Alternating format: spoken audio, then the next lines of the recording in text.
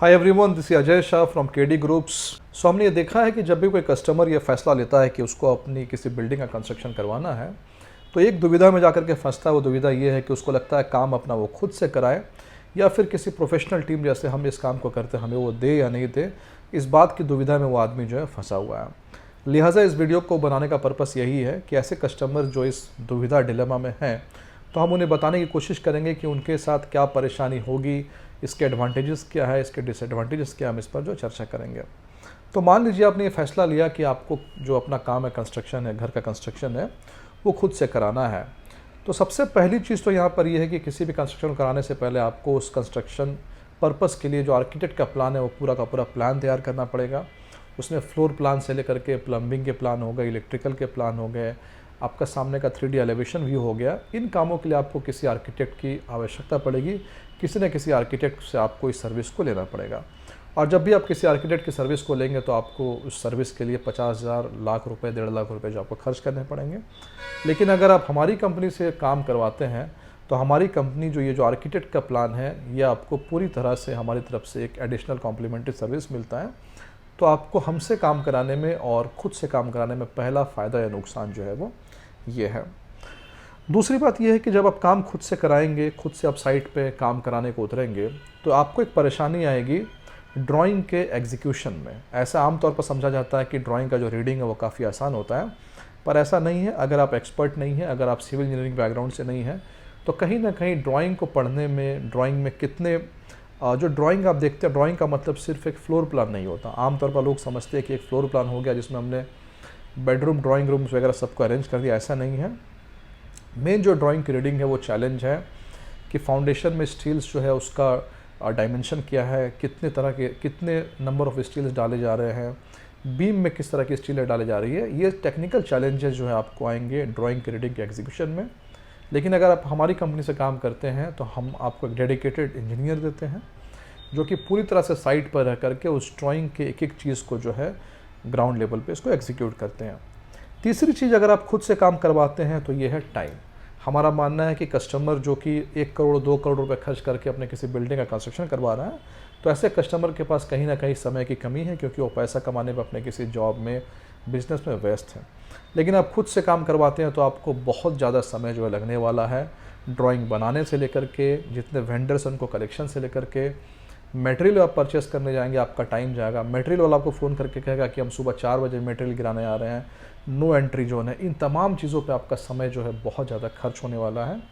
लेकिन आप हमारी कंपनी से काम करवाते हैं तो आपका ये पूरा का पूरा स्ट्रेस जो है हमारी कंपनी लेने वाली है। आपके इलेक्ट्रिकल कनेक्शन से लेकर के बोरिंग, जो आपका बोरिंग करवाना है, हर कुछ का टेंशन जो है वो हमारे ऊपर में है। और हम कंप्लीट काम करके आपके हाथ में रेडी टू मूव जो बिल्डिंग आपको बना करके देंगे। आपको सिर्फ फिनेंस का ध्यान रखना है और कंप्लीट एग्जीक्यूशन जो है हमारे पास रहेगा। तो ये एक और इसको हम कह सकते हैं फ़ायदा या नुकसान है अगर आप खुद से करते हैं या फिर हमारी कंपनी को देते हैं। इसके अलावा बिल्डिंग कंस्ट्रक्शन करने में एक टर्म आता है जिसको हम कहते हैं मटेरियल की मॉनिटरिंग। ऐसे मटेरियल मॉनिटरिंग एक आपको ऐसा लगेगा कि मटेरियल का जो मॉनिटरिंग है वो बहुत छोटा सा काम है, लेकिन ये बहुत ही पेचीदा और बहुत ही कॉम्प्लिकेटेड काम होता है।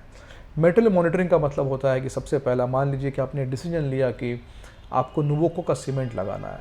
अब नुवोको के सीमेंट में ड्यूरागार्ड भी आता है, पीएससी भी आता है, कॉन्क्रीटो भी आता है। आप कौन सा सीमेंट यूज़ करेंगे? आपने डिसीजन ले लिया कि आप एशियन पेंट अपने घर में यूज़ करने वाले हैं। एशियन पेंट में ट्रैक्टर इमल्शन भी है, प्रीमियम इमल्शन भी है, रॉयल शाइन भी है। तो सिर्फ ब्रांड डिसीजन करना इंपॉर्टेंट नहीं है, ब्रांड्स के अलावा सब ब्रांड्स का भी डिसीजन लेना पड़ता है, जिसके लिए एक एक्सपर्ट टेक्निकल टीम की आवश्यकता होती है। इसके अलावा मटेरियल मैनेजमेंट में आपको क्वालिटी और क्वांटिटी दोनों का ध्यान रखना पड़ेगा। मान लीजिए कि आपने जिन लेबर्स को लगाया हुआ है उन्होंने कहा कि हमें 2500 ब्रिक्स की ज़रूरत है, आपने ऑर्डर कर दिया, 2500 ब्रिक्स आपके साइट पर डंप हो गया। आप कैसे इंश्योर करेंगे कि उस ब्रिक्स की क्वालिटी क्या है? ब्रिक्स में 1 नंबर ब्रिक है, 2 नंबर ब्रिक है, कोई कहेगा ये बंगला ईटा है, कोई कहेगा ये मीठा ईटा है। तो आपको कहीं ना कहीं क्वालिटी जो है इंश्योर करने के लिए एक्सपर्ट टीम की ज़रूरत है। इसके अलावा क्वांटिटी में भी ज़रूरत है। फॉर एग्जांपल कि मान लीजिए मैंने आपको कहा, एक वेंडर ने आपको कहा कि हम एक हाईवा में आपसे 30,000 रुपये का चार्ज करेंगे, दूसरे वेंडर ने कहा कि हम एक हाईवा का आपसे 25,000 रुपये चार्ज करेंगे। आप दूसरे की बात में फंस गए और आपने 25,000 दे करके हाईवा एग्रीगेट मंगवा लिया। लेकिन वहाँ पर आपसे ये बात छिपाई जाएगी कि जो 25,000 में जो आपको हाईवा दे रहा है, कहीं ना कहीं वो क्वांटिटी जो है, उस हाईवा की क्वांटिटी जो है कम है। यानी कि हाईवाज में भी क्या है, डिफरेंट कैटेगरीज हैं। सिर्फ कैटेगरीज की बात नहीं है, कई बार जो वेंडर वो क्या करेंगे, वो आपको हाईवा पे ऐसे सामने से दिखेगा कि इसमें एग्रीगेट या सैंड पूरा भरा हुआ है, लेकिन नीचे कहीं ना कहीं वो इसको रिड्यूस करते हैं। तो क्वालिटी और क्वांटिटी, इन दो चीज़ों को मॉनिटर करना एक बहुत ही टीडियस जॉब है। और जैसा मैंने आपको बताया कि मटेरियल में डंप करना एक बहुत बड़ी समस्या है। सुबह 4 बजे आपको कोई फ़ोन करेगा कि हम सुबह 4 बजे डंप करेंगे। बरसात के मौसम में सैंड्स के रेस्ट्रिक्शंस होते हैं, तो सैंड वाला कई बार आपको कहेगा आज के बदले कल परसों देगा, और उस एट ए टाइम पे आपको तैयार होना पड़ेगा। अगर आप उस समय तैयार नहीं होंगे सैंड डंपिंग के लिए, तो फिर सैंड की क्वालिटी क्वांटिटी दोनों में क्या करना पड़ेगा, आपको कॉम्प्रोमाइज़ करना पड़ेगा। उसके अलावा नेक्स्ट जो चीज़ है वो है टेक्निकल मॉनिटरिंग। अगेन ये बात बिल्कुल सही है कि कई तरह के लोग खुद से घर का कंस्ट्रक्शन, हाउस कंस्ट्रक्शन करवा लेते हैं, लेकिन इस बात में बिल्कुल एक फैक्ट है कि टेक्निकल मॉनिटरिंग किसी भी साइट की बहुत आवश्यकता है। आप खुद अपना कॉमन सेंस लगा के देखिए, लोगों को ऐसा लगता है कि मेन काम तो राज मिस्त्री कर रहा है या फिर एक लेबर कर रहा है। ऐसा नहीं है। इंजीनियर का अपना एक बहुत बड़ा रोल होता है। एक इंजीनियर एक एक चीज़ की टेक्निकल मॉनिटरिंग करता है। आप अगर कॉलम का सरिया बांध रहे हो तो कॉलम में रिंग्स किस तरह से बांधेंगे, रिंग्स की स्पेसिंग क्या होनी चाहिए, बार्स के बीच में स्पेसिंग क्या होना चाहिए, स्लैब आप बना रहे हैं उसमें बार्स के बीच में स्पेसिंग किस तरह की होनी चाहिए। इन तमाम चीज़ों के लिए आपको एक एक्सपर्ट टेक्निकल टीम की ज़रूरत है, जो कि हम प्रोवाइड करेंगे। और अगर आप खुद से करते हैं तो कहीं ना कहीं इस टेक्निकल चीज़ के लिए आप जो है वो लैक करेंगे। एक और बात आती है, हाउस कंस्ट्रक्शन, बिल्डिंग कंस्ट्रक्शन एक बहुत ही कॉम्प्लिकेटेड जॉब है, जो कि फाउंडेशन से लेकर के एक लंबे वक्त तक, 1 साल, 1.5 साल, 2 साल तक चलता है। बहुत फेयर चांसेस है कि इस बीच में कोई ना कोई टेक्निकल फॉल्ट जो है आपके सामने में आ जाएगा। मान लीजिए कि आपने अपना स्टेयर कास्ट किया और स्टेयर में कुछ टेक्निकल फॉल्ट आ गया, जैसा ड्राइंग था उस हिसाब से आपका स्टेयर्स नहीं बना। अगर आप काम खुद से करवा रहे हैं तो यहाँ पर अगर आपने कुछ गलत काम कर दिया तो आप उसको तोड़ेंगे, नया बनाएंगे। इस तोड़ने का खर्चा, नया बनाने का खर्चा, मटेरियल का खर्चा, लेबर का खर्चा, सब आपको खुद से बियर करना पड़ेगा। लेकिन आप हमारी जैसे किसी टीम से ये काम करवाते हैं तो चूँकि गलती हमारी टीम ने की है तो आपको कोई इसमें एक्स्ट्रा कॉस्ट नहीं पड़ेगा, क्योंकि हमारी गलती है तो हम ही उसको क्या करेंगे, वहाँ पर सुधारेंगे। इसके अलावा एक बात की चर्चा मैंने कर दी, अगर आप खुद से काम करेंगे तो जाहिर सी बात है वहाँ पर एक डेडिकेटेड टेक्निकल सिविल इंजीनियर तो आप नहीं रख पाएंगे। लेकिन हमारी टीम से अगर आप काम करवाते तो एक एक्सपर्ट सिविल इंजीनियर जिसके पास कई साल का एक्सपीरियंस है, वो एक इंजीनियर मिलकर 2, 3, 4 साइट्स को जो है हैंडल करता है, और इस तरह से आपका टेक्निकल मॉनिटरिंग जो वो काफ़ी स्ट्रॉन्ग रहेगा। इसके बाद एक चीज़ है कि आप अगर खुद से काम करवाते हैं तो लेबर को लेकर के या फिर लेबर के हेड्स को लेकर के कई सारे टीम्स होंगे आपके अंदर में। प्लम्बर की एक टीम होगी, इलेक्ट्रिकल की एक टीम होगी। कहीं ना कहीं इनसे आपके बात पे आपसे फ्रिक्शन होगा। फ्रिक्शन होगा यानी कि वो कहेगा कि हमने आपसे ये कॉस्ट कहा था, आप कहेंगे हमने ये कॉस्ट कहा था। लेबर कहेगा कि हम एक दिन का 800 रुपये लेंगे, आप उससे जाकर के बोलेंगे अरे तुम तो 4 बजे से खाली बैठे हुए हो।